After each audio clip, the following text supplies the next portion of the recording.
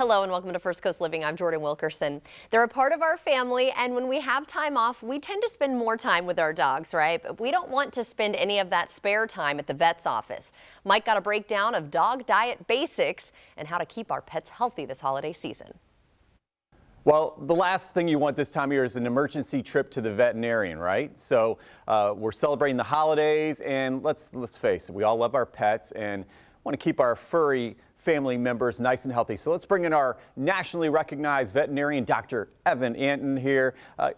Welcome to the show, and let's start with this. Tell us how we keep our pets happy and healthy when it comes to the food they eat. You know, with our pets, we want to just find what's going to work for them. So a pet, just like us, you know, every pet is an individual, and certain pets have certain sensitivities, and we just want to accommodate to those if they do. And as a veterinarian, you know, some of the most common reasons we see patients are because of skin and GI issues. And so I'm getting to work with Blue Buffalo here, and we've got a couple of their diet lines we're focused on that could be good options for a lot of pets out there.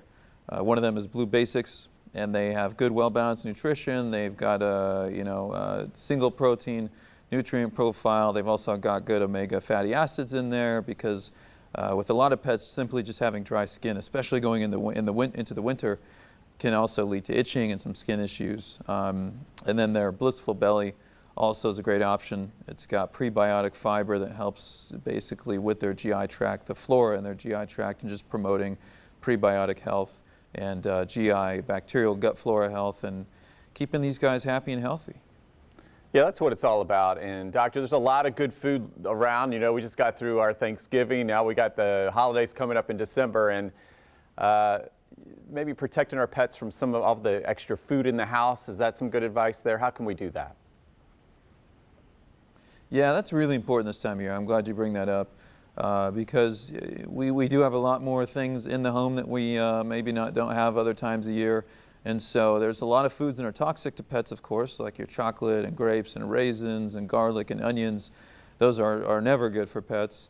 And even a lot of people don't realize that things like pork chops, for example, and high fatty meat sort of foods for our pets can also cause issues. It's not toxic exactly, but it can commonly cause something called pancreatitis, which causes a really upset tummy, then often requires hospitalization and some really serious supportive care treatment. So being cognizant of what you have in the house and what you're feeding your pet is very important. And we're with relatives and grandparents and aunts and uncles, and other people might want to give your pet a little something, so we have to be careful with that.